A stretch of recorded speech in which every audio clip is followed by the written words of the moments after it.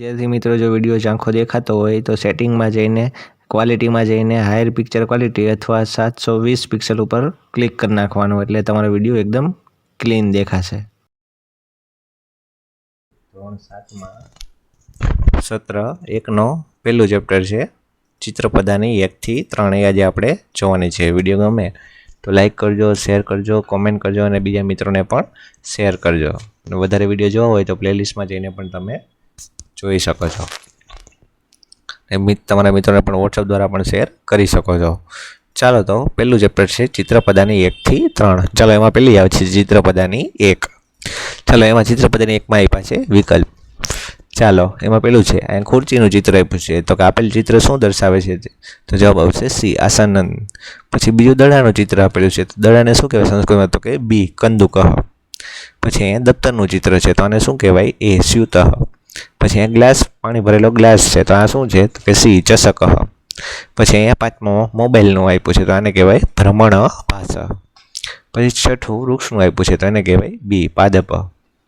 પછી સાતમું છે પર્વત શબ્દનો સંસ્કૃત શબ્દ આપો તો જવાબ આવશે સી પર્વતઃ। પછી આઠમું છે પલંગ શબ્દનો સંસ્કૃત શબ્દ આપો તો એને કહેવાય સી પર્યંકઃ। પછી નવમું છે વાનર શબ્દનો સંસ્કૃત શબ્દ આપો તો એને કહેવાય મર્કટઃ। પછી 10મું છે ખુરશી શબ્દનો સંસ્કૃત શબ્દ આપો તો કહેવાય એ આસંદ। પછી ઇસ્ત્રી તો ઇસ્ત્રીનું આપ્યું છે એને કહેવાય બી સમીકરઃ। પછી 12મું છે ટ્યુબલાઇટ શબ્દનો સંસ્કૃત શબ્દ આપો તો કે દંડદીપઃ। પછી 13મું છે વૃક્ષ શબ્દનો સંસ્કૃત શબ્દ આપો તો કે એ પાદપઃ। પછી 14મું છે કઠ શબ્દનો ગુજરાતી અર્થ શું થાય તો કે સી ચટાઈ। પછી 15મું છે પત્ર ભારત શબ્દનો ગુજરાતી અર્થ શું થાય તો કે એ પેપર વેઇટ। પછી 16મું છે શુદ્ધ શબ્દનો ગુજરાતી અર્થ શું થાય તો કે સી થેલો।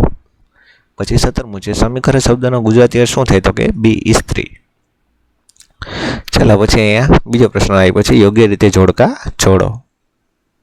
ચાલો તો એમાં તમારે શું કરવાનું છે તો કે વિભાગ અને તમારે બ સાથે જોડવાનો છે। ચાલો પેલું છે મર્કટઃ તો મર્કટમાં શું આવશે તો કે ડી વાંદરો। પછી બીજું છે ચરણ તો જવાબ આવશે સી પગ। પછી ત્રીજું છે કટઃ તો જવાબ આવશે ઈ ચટાઈ।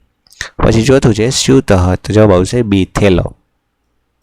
પછી પાંચમું છે ચષકઃ તો જવાબ આવશે એ પ્યાલો। ચાલો પછી અહીંયા બીજું તમને જોડકું આપ્યું છે એને તમારે વિભાગ અને બ સાથે જોડવાના છે। એમાં પેલું છે કાકઃ તો કાકમાં આવશે સી કાગડો। પછી બીજું છે પત્ર ભારત તો જવાબ આવશે એ પેપર વેઇટ। પછી ત્રીજું છે પર્યંક તો જવાબ આવશે ડી પલંગ। પછી ચોથું છે દંડદીપ તો જવાબ આવશે ઈ ટ્યુબલાઇટ। પછી પાંચમું છે સમીકરઃ તો જવાબ આવશે બી ઇસ્ત્રી। ચાલો પછી આવે છે ચિત્રપદાની 2। ચાલો એમાં પહેલો પ્રશ્ન આવે છે વિકલ્પ। ચાલો તો એમાં આપણને સૌથી પહેલાં શેનું ચિત્ર અહીંયા આપ્યું છે તો કે હોડીનું છે તો હોડીને શું કહેવાય તો કે ડી નૌકા। પછી એ બીજું આપ્યું છે અહીંયા કંઈક ઝાડું વાળું આપ્યું છે સામેની જેવું તો એને કહેવાય ડી સમાર્જની। પછી ત્રીજું છે માળાનું છે તો માળાને શું કહેવાય તો કે એ જપમાલા। પછી એક ચોથું ચિત્ર ખિસકોલીનું આપ્યું છે તો કે બી વૃક્ષ શયિકા। પછી અહીંયા પોસ્ટ ઓફિસનું ચિત્ર આપ્યું છે તો એને કહેવાય બી પત્ર પેટિકા। પછી અહીંયા કંઈક તમને નિહાણી જેવું આપ્યું છે નિશાણી જેવું તો એને કહેવાય એ સૂચિકા। પછી સાતમું છે અગ્નિપેટિકા શબ્દનો ગુજરાતી અર્થ શું થાય તો કે એ માચીસ, આપણી સાદી ભાષામાં બાકસ કહીએ એને। પછી આઠમું છે બાલિકા શબ્દનો ગુજરાતી અર્થ શું થાય તો કે ડી છોકરી। પછી નવમું છે પીપળિકા શબ્દનો ગુજરાતી અર્થ શું થાય તો કે એ કીડી। પછી 10મું છે નિસરણી શબ્દનો સંસ્કૃત શબ્દ આપો તો કે ડી નિસરણી। પછી 11મું છે સોય શબ્દનો સંસ્કૃત શબ્દ આપો તો કે સૂચિકા। પછી 12મું છે સાવણી શબ્દનો સંસ્કૃત શબ્દ આપો તો કે સમાર્જની। પછી 13મું છે પંચમશીન શબ્દનો સંસ્કૃત શબ્દ આપો તો કે એ રંધ્રિકા।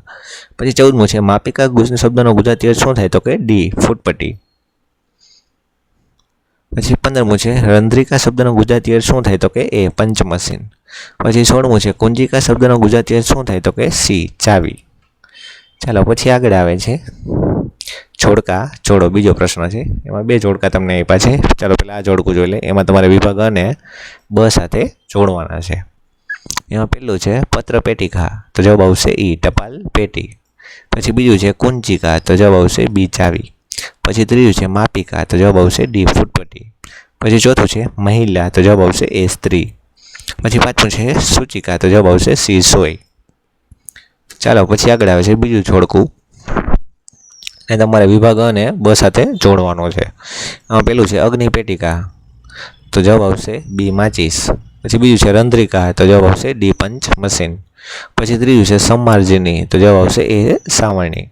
પછી ચોથું છે નિસરણી, તો જવાબ આવશે ઈ નિસરણી. પછી પાંચમું છે નૌકા, તો જવાબ આવશે સી હોડી. ચાલો પછી આગળ આવે છે ચિત્રપદાની 3. એમાં ચાલો પહેલાં આવે છે વિકલ્પ. ચાલો અહીંયા તમને ખુલતો દરવાજો આપ્યો છે, તો શું છે? તો કે બી દ્વારમ કહેવાય. પછી બીજું છે સ્ટોપર, કે આગળ શબ્દનો સંસ્કૃત શબ્દ આપો, તો કે ડી અર્ગલમ. પછી ત્રીજું છે કોમ્પ્યુટર શબ્દનો સંસ્કૃત શબ્દ આપો, તો કે ડી સંગણમ. પછી ચોથું છે ઘર શબ્દનો સંસ્કૃત શબ્દ આપો, તો જવાબ આવશે સી ગૃહમ. પછી પાંચમું છે છત્રી શબ્દનો સંસ્કૃત શબ્દ આપો, તો જવાબ આવશે સી છત્રમ. પછી પુસ્તક આપ્યું છે, તો એને કહેવાય બી પુસ્તકમ. પછી પંખો આપ્યો છે, તો કે બી વ્યજનમ.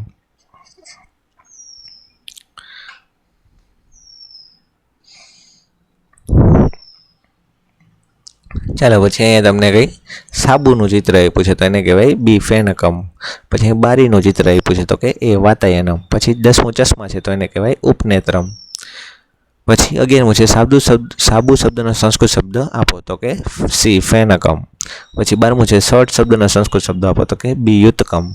પછી 13મું છે પરણમ શબ્દનો ગુજરાતી અર્થ શું થાય, તો કે એ પાંદડું. પછી 14મું છે આમ્રફલમ શબ્દનો ગુજરાતી અર્થ શું થાય, તો કે સી કેરી. પછી 15મું છે વ્યજનમ શબ્દનો ગુજરાતી અર્થ શું થાય, તો કે ડી પંખો. પછી 16મું છે નેત્રમ શબ્દનો ગુજરાતી અર્થ શું થાય, તો કે બી આંખ. પછી 17મું છે વાતાયનમ શબ્દનો ગુજરાતી અર્થ શું થાય, તો કે બી બારી. પછી 18મું છે ઉપનેત્રમ શબ્દનો ગુજરાતી અર્થ શું થાય, તો કે બી ચશ્મા. ચાલો પછી આગળ બીજો પ્રશ્ન આવે છે યોગ્ય રીતે જોડકા જોડો. ચાલો એમાં પેલું જોડકું આપ્યું છે ને અહીંયા બાજુમાં બીજું જોડકું આપ્યું છે. ચાલો પહેલાં આ પેલું જોડકું જોઈ લઈએ. ચાલો પેલું અર્ગલમ, તો જવાબ આવશે ઈ આગળો. પછી બીજું છે દ્વારમ, તો જવાબ આવશે સી દરવાજો. પછી ત્રીજું છે ગૃહમ, તો જવાબ આવશે બી ઘર. પછી ચોથું છે વાતાયનમ, તો જવાબ આવશે એ બારી. પછી પાંચમું છે વ્યજનમ, તો જવાબ આવશે ડી પંખો. ચાલો પછી અહીંયા બીજું જોડકું આપ્યું છે. ચાલો પેલું છે આમ્રફલમ, તો કે ડી કેરી કહેવાય. પછી બીજું છે પર્ણમ, તો કે એ પાંદડું. પછી ત્રીજું છે સંગણમ, તો કે ઈ કોમ્પ્યુટર. પછી ચોથું છે યુતકમ, તો જવાબ આવશે બી ખમીસ. પછી પાંચમું છે ઉપનેત્રમ, તો જવાબ આવશે સી ચશ્મા. ચાલો પછી ત્રીજું છે સાચા શબ્દ પર સાચું કરો. એમાં પેલું છે આસંદ એટલે કે ખુરચી. પછી બીજું છે ચસ્ક એટલે કે પ્યાલો. પછી ત્રીજું છે સૂચિકા એટલે કે સોય. ચાલો તો અહીંયા તમારો પહેલો પાઠ થાય છે પૂરો. વિડીયો કેવો લાગ્યો તે કોમેન્ટ કરજો, અને બીજા મિત્રોને પણ વોટ્સઅપ દ્વારા પણ તમે શેર કરી શકો, જેથી કરીને બીજા વિદ્યાર્થી પણ ભણી શકે. વધારે વિડીયો જોવો હોય તો પ્લેલિસ્ટમાં જઈને પણ જોઈ શકો છો. ચાલો તો આના પછી પાઠ બીજો આવશે, તો એ પણ જોઈ લેજો. ચાલો તો વળી પાછા મળશું નવા વિડીયોમાં. ત્યાં સુધી જોતા રહો આપણી ચેનલ ડી સોલ્યુશન.